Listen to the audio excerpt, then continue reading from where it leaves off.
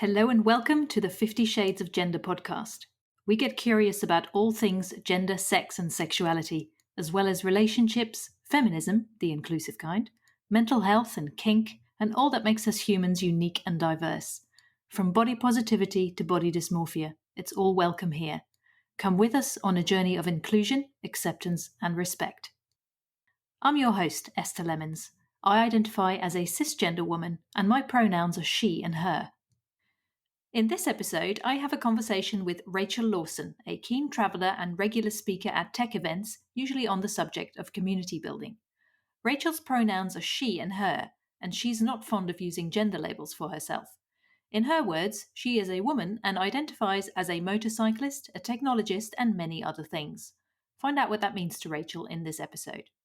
We also talk about being something versus identifying as something, coming out at work, riding a motorbike, travelling solo, and how safety is a relative thing. To clarify some terminology that is used in the episode, T is short for testosterone. It was recorded on the 24th of November 2020. Now let's get into the episode. So hello and welcome. What's your name? Hi, I'm Rachel Lawson, and I'm in Norfolk in the UK. And how do you identify, Rachel? And what pronouns do you use? How do I don't identify, I am. Yes. I'm a woman living in the UK. I identify as a motorcyclist. I identify as a technologist. I identify as many things, but I am a woman living in the UK. I don't see that. I don't see a need to use the word identify. The reason I don't use it is because when you identify as something, it means that somebody else gets to either take that as read or not. They get to make their own minds up. And frankly, it's not for them to make their minds up at all. That's fair enough. Yeah.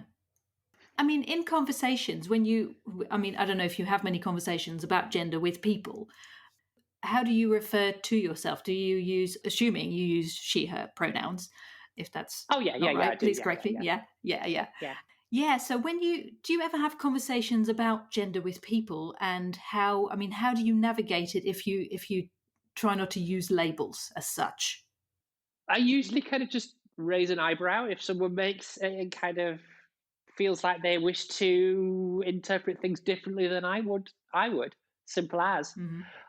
This is probably the longest conversation I've had on gender in 10 years, so already. Yeah. And I mean, we agree to have this conversation, but I do want to ask you, are you okay with me asking you about your gender journey, and are you okay to talk about details of it? I'm completely okay with it. Yeah. I think this is the thing, because you asked me this, I'm doing this under my own choice rather than it being something that some random person starts to create a, should we say, discussion on.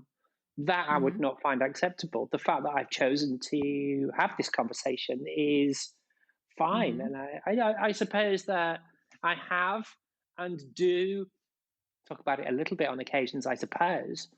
It's not a big part of my life. It's not something I spend a lot of time thinking about, which might come as a surprise, I suppose. But when I do it on my terms and nobody else's. Yeah, that's fair. So from what you're saying, am I all right in assuming, or rather than assume, I'll just ask you, would you consider yourself to, have had a binary transition, and do you feel complete in that now? Oh God. That's a very good that is a good question. Do I feel completely happy with my body? No, but then again, you find me a woman who is. That is a fair point, right? Yeah. So, are there things that I wish were slightly different? My weight, maybe. Yeah, that type of stuff.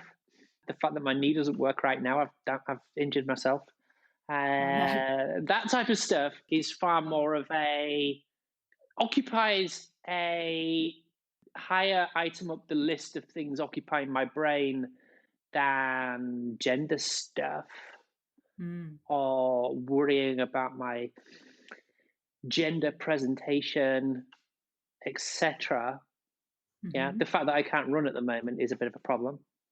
So, yeah, I don't know if that's kind of what you're asking in terms of do I feel complete or binary transition. I don't know whether that is a thing. I mean, Mm. I don't think that I myself have changed at all at any Mhm. point in my journey in terms of who I am.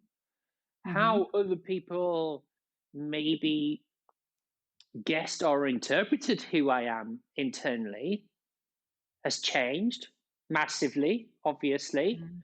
I would Mhm. say that it was almost unfairly cruel that there was no way for them to know who I was until 10, 15 years ago, whenever it was. 10 years ago, yes, because my passport's just run out. Yeah. Yeah.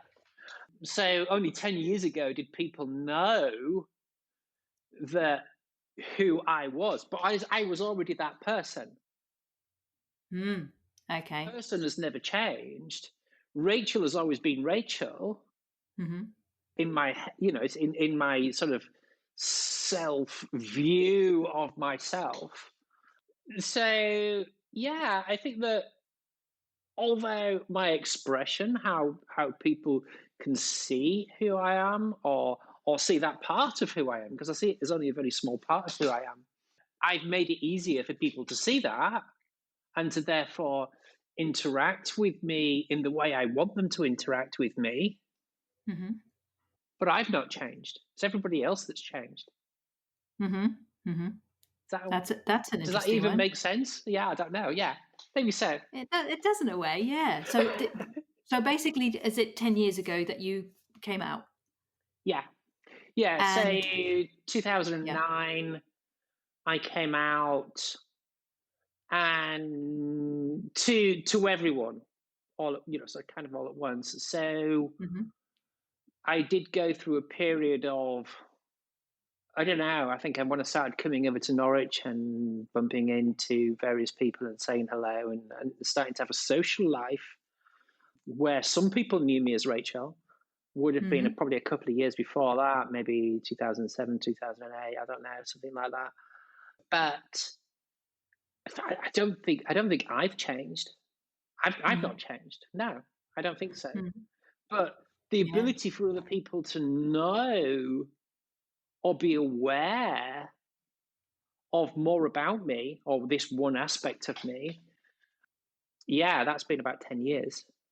Mm. Took a while, So you know. yeah, yeah. So, I mean, what made you come out when you did? Why then? Don't know, actually. Actually, I never did work out why. I think that it was getting easier to do it. And I think Mm. that I realized that there were parts of my body that were changing in the becoming more and more irreversible. Mm. So when you're really young, you can look at your body and think, oh well, it could go in multiple directions, blah blah blah blah blah.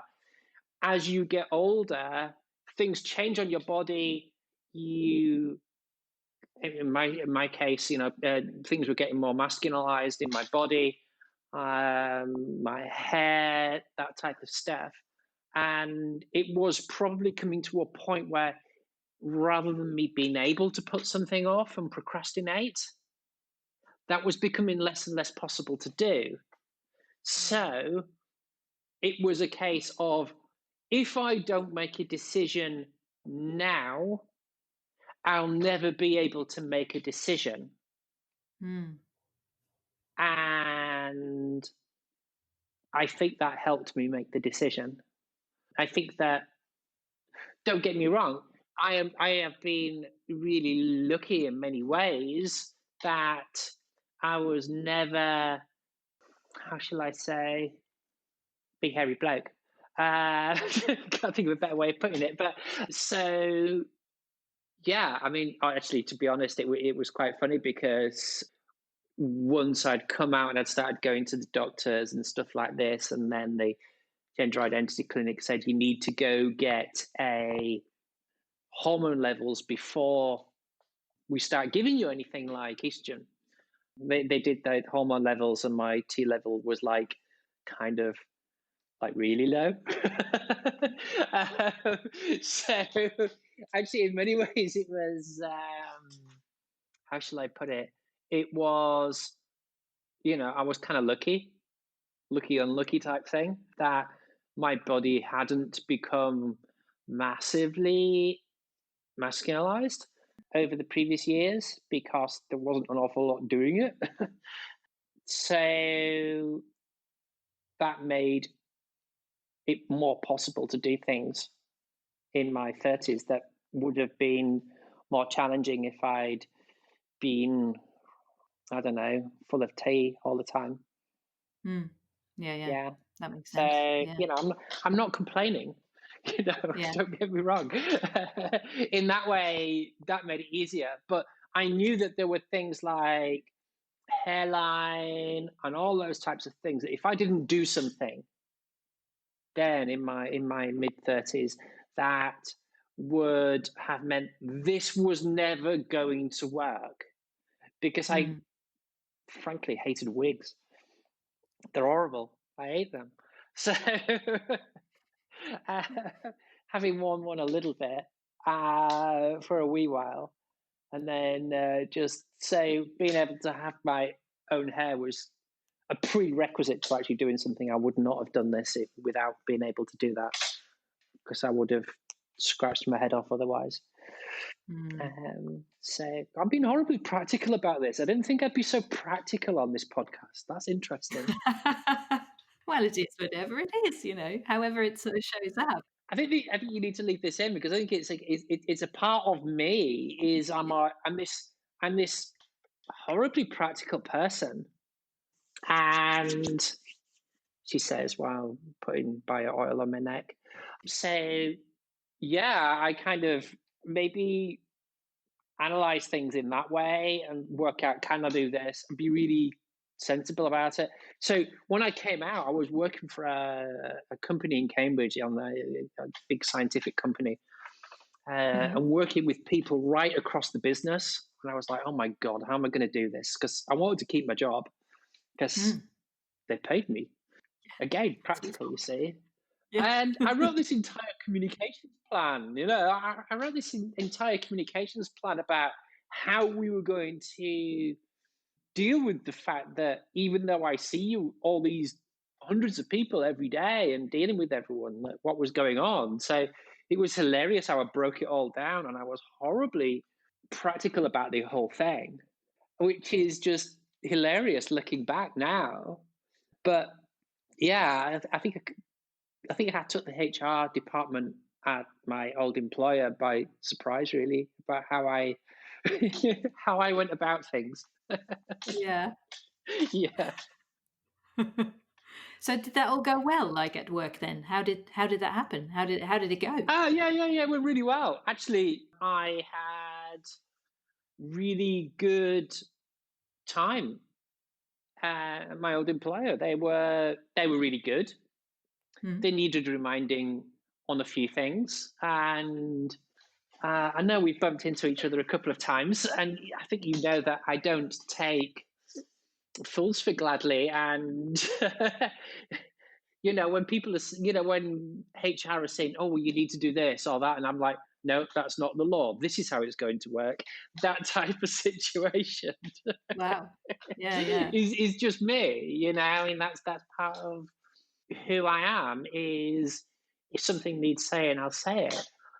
So yeah, work went well because I made it go well. And it makes me think that not everyone has the privilege of, I don't know the right way to put this, not everyone has the privilege of having either the knowledge or the belief in themselves and belief in or security. They don't have the security of knowing where they're going to live, what's going to happen from one day to another. So if you don't have that, then a lot of people can find themselves with other people taking advantage of them, and then they end up having a really bad time during transition. I was lucky, and I completely understand that I was incredibly privileged, that I knew my stuff. My goodness, no, I'd researched it, but I also knew that I was not going to get sacked from my job and all that type of stuff. Mainly because I'd been there 10 years, and it would be expensive. So I was lucky, but that is purely luck.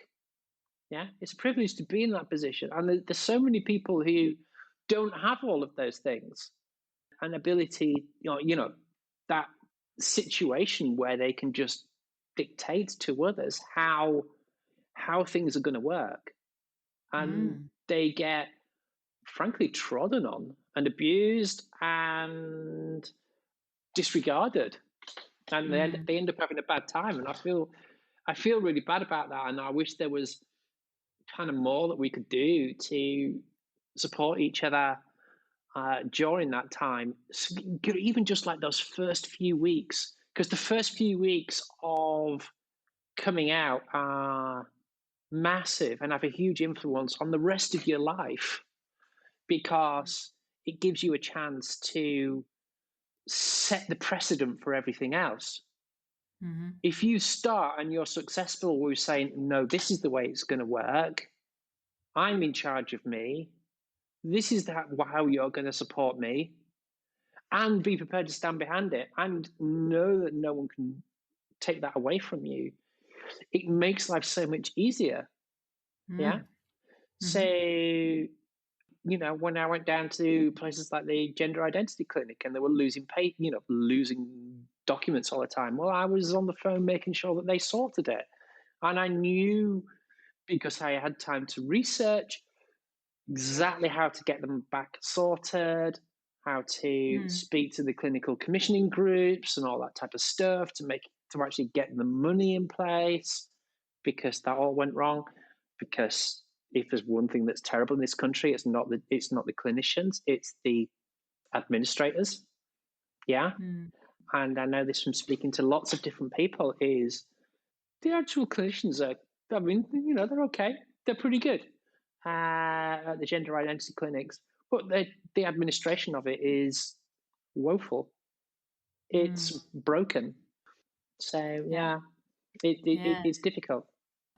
Do you have any advice for people who are about to come out of work or want to come out of work from what you've learned?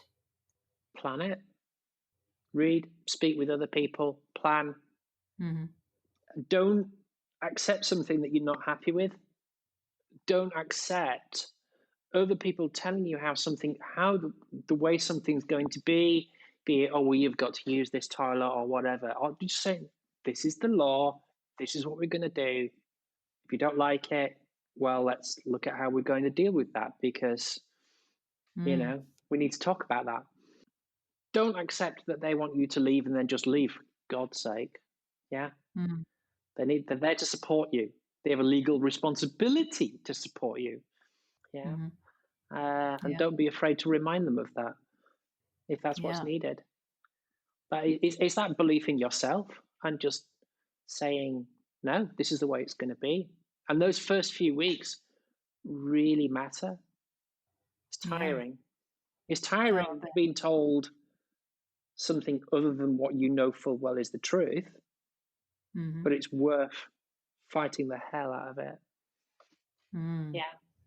Yeah. Wow. But I don't ever feel like I'm in a position to tell anyone how to give advice on anything, frankly. Not in this. I've only done it once. I'm no expert. Technically, no one's done it more than once, but you know what I mean? We can only talk about our own journeys, because that's the only one we've ever been on. So my next door neighbor or something like that, or someone who, has been on a journey, be it a gender journey, be it a sexuality journey, whatever. Yeah. They're just as much, they're at least as much of an expert on their own journey as I am on mine. But that doesn't Mhm. mean that I'm more right than them or anything, Mhm. whatever Yeah. works for you. Yeah. I think that's really useful, I think, for people who might be, thinking about coming out of work and might be struggling with how to approach it. Obviously, it's their own journey, as you say, but hopefully that will Hmm. give them some encouragement. Yeah. So, I mean, going back a bit, have you felt like, or did you feel as a child perhaps that you were in the wrong body? How has all this shown up for you, like your gender journey? Oh yeah, that whole question of, oh, when did you know? Yeah. I didn't. I never didn't know. My earliest memory, I can't. You can only work on what you can remember because obviously Yeah. anything that doesn't work for all the time. But Hmm. I can't think of a time when I wasn't aware that. Hang on, what's going on here? Why is that wrong? Say there was ever a moment when who I am has changed. As I said earlier, as I said, I Mm. don't think it's me that's changed. It's everybody else. So yeah, I don't think it's something that's became a thing. You know, Hmm. it was always a thing. I Hmm. learned I learned words, so I learned how to express what I was feeling over time. So I might not have been in a position to. If you'd have asked me at early age, what? Come on, what's the story? What are you trying to tell me? I would have been like, I don't know. Well, I don't know what you mean. I mean, to be honest, if you'd have asked me when I was young and a child, I would have just hidden it anyway because that's what I did. Stupidly, that was my mistake. Is not kind of speaking up, but not because I think that I would have had a bad time with my parents. I think they would have actually got it because they're brilliant. But um, I just did. I just hid everything. Yeah. But I always knew, or I always knew who I was. Hmm. Um, but no, it's not something that I realized because it was always there. Hmm. Hmm. So, I mean, you mentioned coming out like in your 30s.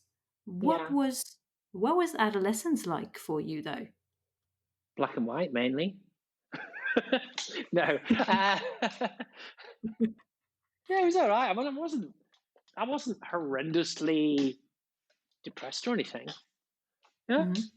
I had a pretty okay childhood. I would have preferred it to be slightly different, but I was never, and I still am not like some massively girly girl anyway. So I wouldn't have wanted to.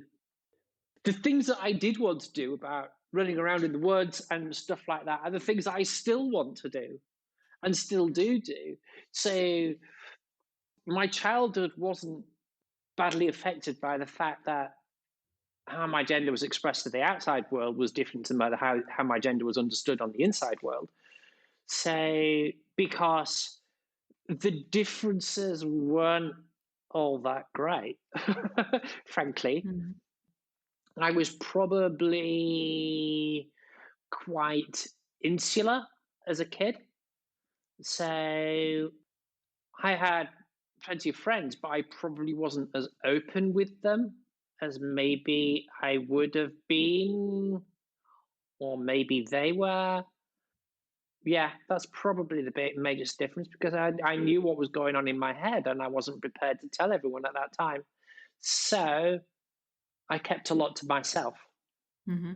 That probably kind of makes childhood slightly difficult. I don't know. But Hmm. also, as I say, I wasn't some terribly depressed, lonely child because I just wasn't. Yeah. Hmm. Went out and did stuff and fell over and ran around in the woods having a happy Yeah. time. So, I'm not complaining. But Hmm. if I had, even if I had, if I had a different body, then I would have done the same things. Or if I'd transitioned, I would have done the same things.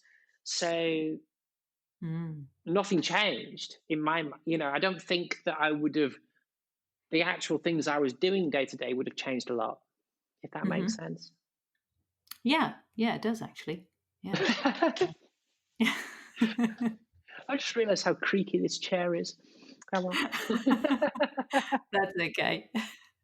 What's something you wish cisgender people knew? How to ride motorbikes. That is awesome.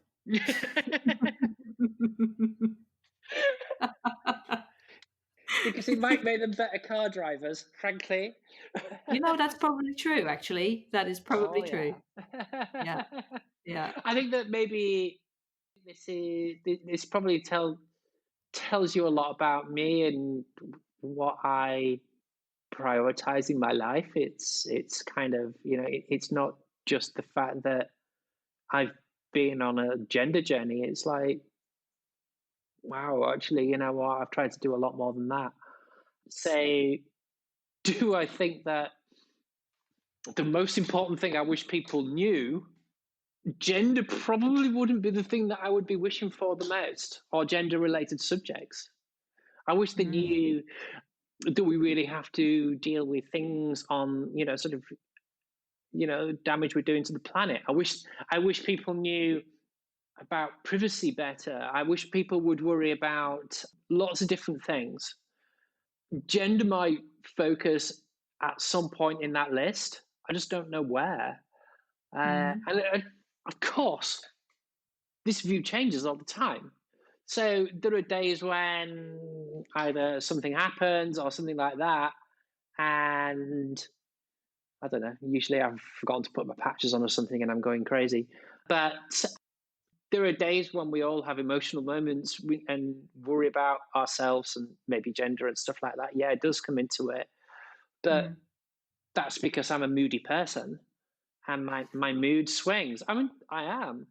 Oh God, I can be a moody cow, but it's it's not the only thing I think about, which I'm sure is really boring for your listeners because I'm not spending ages getting really deep in gender stuff. But I don't know. Really, I think that getting out and seeing the world and meeting people for me is way more important.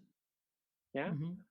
Mhm. I went through the gender journey that I did in terms of transitioning and all that malarkey.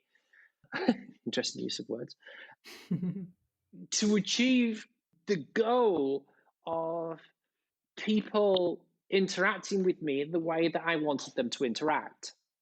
Mhm. Yeah. So that they knew how, by just looking at me, how I wanted them to work with me. Mhm. Now, once you get most of the way along that line, and I mean, things things aren't perfect, but so what? And they're not perfect for anyone. Then what's the point in doing that if you then don't go out and interact with people? Mhm. You know, so you can spend so much of your life making sure that people are able to interact with you based upon how you look and so on. And then if you don't actually go out and interact, then what's the point? So I've really enjoyed over the last few years. So since I came out about 5 years ago, I decided to learn to ride a motorbike for some weird reason, and that turned into traveling by motorbike. And I've spent tens and tens and tens of thousands of miles traveling around over the last few years. I don't know, it's about 24, 25 countries so far I've Wow. been riding. So yeah, it's been kind of fun and quite often on my own. So I went solo down to Morocco, which was kind of fun, and around Morocco Mhm. for a few days. That was entertaining. Through the open source project that I'm involved in, I met some really good friends, and one of them got married in India this year. So she said, "Do you want to come to the wedding?" And I'm like, "Oh yeah, it's got a 3 day wedding in India. Yeah, of course." So me being me, that was a pack up some wedding clothes, So I had to go into Peterborough and buy like the full gear, sort of Indian style gear, which is kind of fun. I didn't go sorry. I went kind of a shifting, but beside the point. I could have got a sensible way there, but in the end, I got a flight to Delhi and then hired a motorbike at a Royal Enfield and drove down through India. Wow. Just kind of on my own, just driving down for a couple of days and stuff like this through Jaipur and down into Rajasthan. A couple of days of wedding with just like literally hundreds of people. It was hilarious. It was great fun, and Wow. they all looked after me really well. And then spent a couple of days driving home through. Actually, I got lost somewhere somewhere south of Agra, which is kind of fun. And turned up at this city in the middle of the night, not knowing where there was a hotel, and then diving in the back streets, following some guy on a scooter as he was trying to show me where the nearest hotel was. So I'm thinking, oh my God, Rachel, you're going to die, you're going to die, you're going to die. But I ended up in this kind of like truckers hotel by the side of this main trunk road in wherever I was. I still don't know. And staying there. So that was entertaining on your own as a trans woman in the middle of nowhere in India. It was kind of like, hey! But I've got to say, the food in that hotel was amazing. So it was a great thing. And then the next day, drove up to Agra and then got up in the early morning to go over to the Taj Mahal for daybreak and stuff like that. So that type of stuff I get excited about now because I get to meet people and have these silly adventures with people treating me the way I want to be treated and looking after me the way I want to be looked after that I would never have got before. Yeah. That's what matters to me now. That's what I get excited about. So have I reached the end? Have I reached my journey, my conclusion of my journey, which you asked me at the start? Yes, definitively yes, because now I can go enjoy it. So I'll change my answer from earlier on and say yes, because now I can go and interact with people in the way I want to interact with them. Yeah. And I can do silly things that maybe I wouldn't have done before. I don't know. Yeah. Well, one thing I was going to ask you, because you talked about travel, is do you feel safe, when you travel on your own? I'm getting the vibe that you do overall, mostly. Safety is a relative thing, isn't it? Because yes, I mean, technically, I was in Nigeria in February, and I could, so if you read the newspapers, then that's a dangerous place for someone in my position.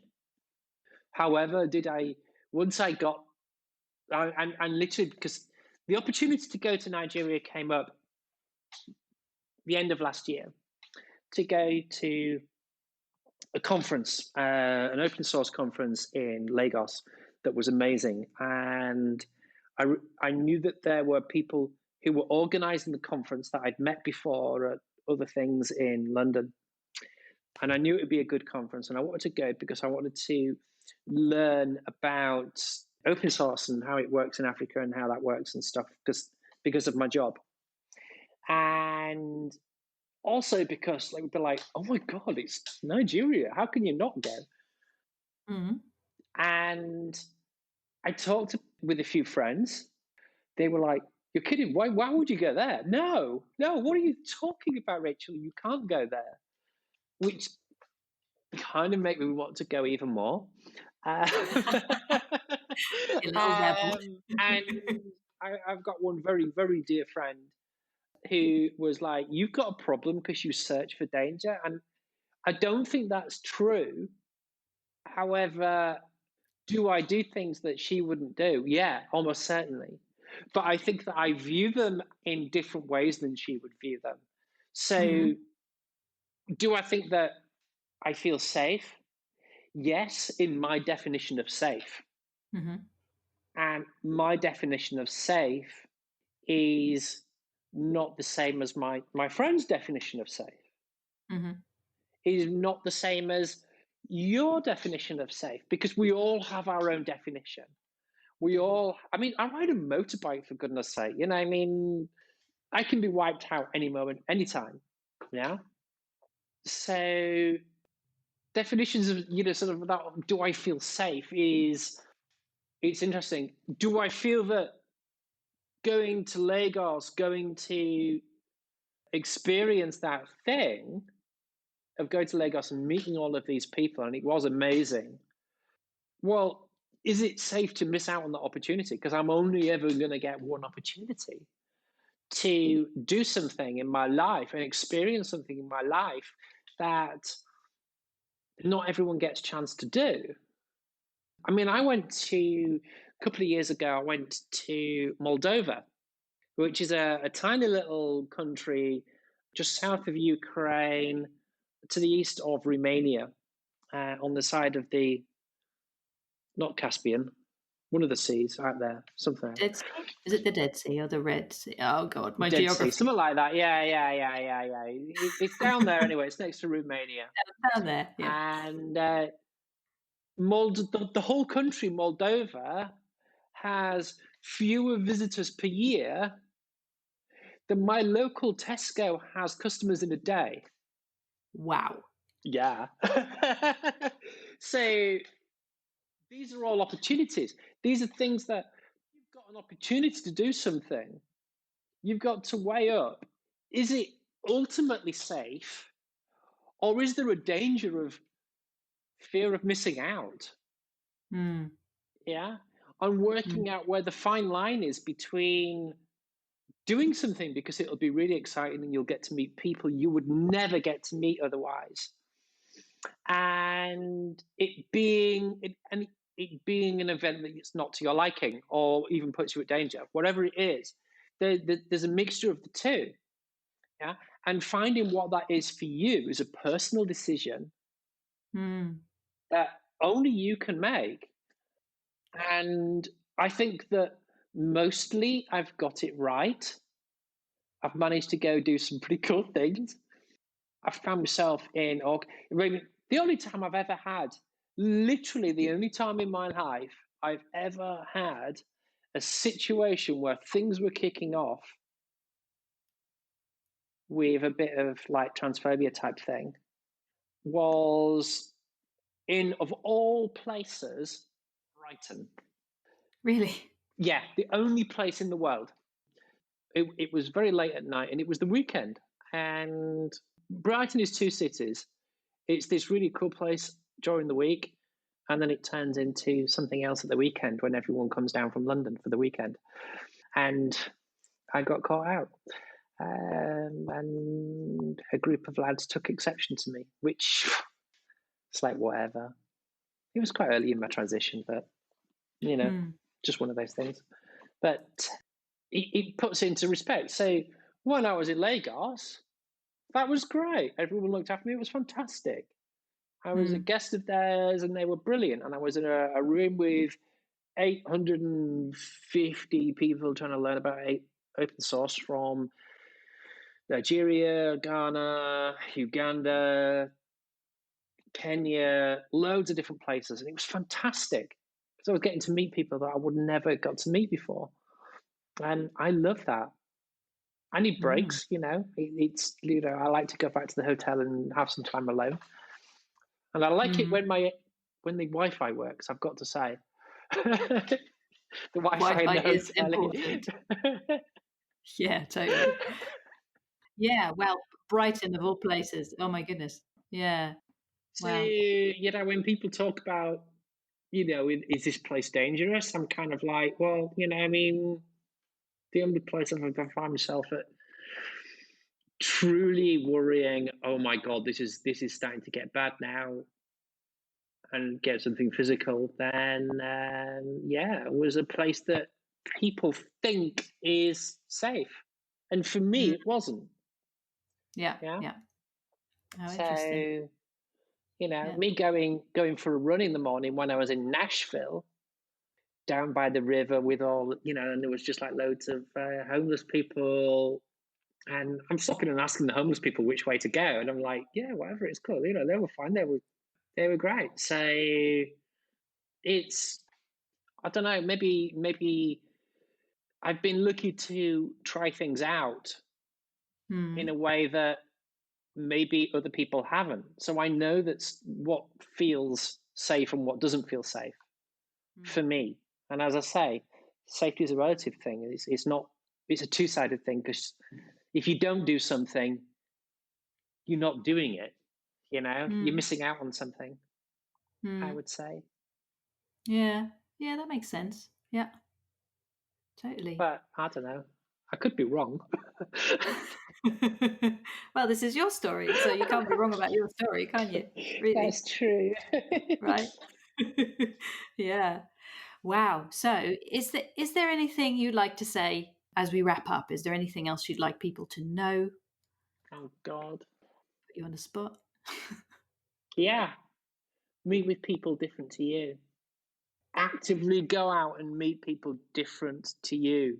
Don't spend your entire life hanging around with people just like you. Mm.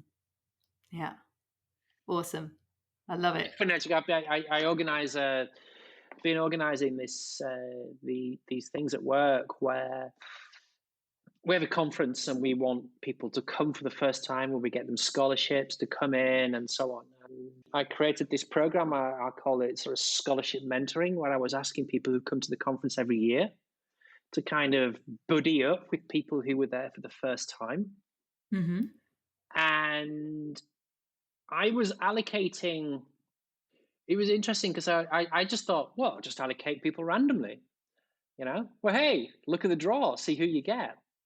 And people were coming to me, or some of the mentors, a couple of mentors, not some. It was only a couple of people were saying, "Well, they're nothing like me," and I was like, "Yeah, it's great, isn't it?" And I was like, and they were like, "No, but they're nothing like me. I don't know what to talk about." And I'm like, "Well, just ask them stuff." It was like, it was amazing that some people were uncomfortable meeting people who didn't necessarily share either all the same views of them, or have all the same background as them, or want the same things as them in life. And Mm-hmm. it kind of shocks me that there are people who would rather spend their entire lives with people just like them. And I don't know how you don't get really bored by that. Mm-hmm. Because surely you want to meet people who cha- kind of challenge you and make you think, because they're the Mm. interesting people, aren't they? Absolutely. I think so. Yeah, totally. I love that. Well, thanks so much, Rachel, for talking to me about all this. Oh, thank you for inviting me. I didn't really realize that I would be able to say anything. And when you asked, I was like, oh, I don't know. I've not got anything to say. But I've just looked at Well, how we're long doing we've all been right. talking. So Yeah, there you go. We all have yeah. stuff to say. Yeah. Totally. God. Yeah. Well, thank you anyway. You can find out more details on the website at 50shadesofgender.com/Rachel, where you can also read the transcript. And you can find Rachel on Twitter at Rachel_Norfolk. Thank you for listening to the 50 Shades of Gender podcast. You can find us online at 50shadesofgender.com and on social media. If you'd like to support us, please consider becoming a patron on Patreon. Plans start from only $1 a month. Visit patreon.com/50 Shades of Gender for more details. We hope you will listen again. Until then, stay curious and open-minded. Ah, Ah, there you that was go. entertaining. It was. I thought so. There's a lot of pauses here where I think you'll have to take these out. That's fine. I edit. I edit. Don't you worry about it. Take your time. Take all the time you need. Yeah. Although maybe they are part of me. I do a lot of pausing.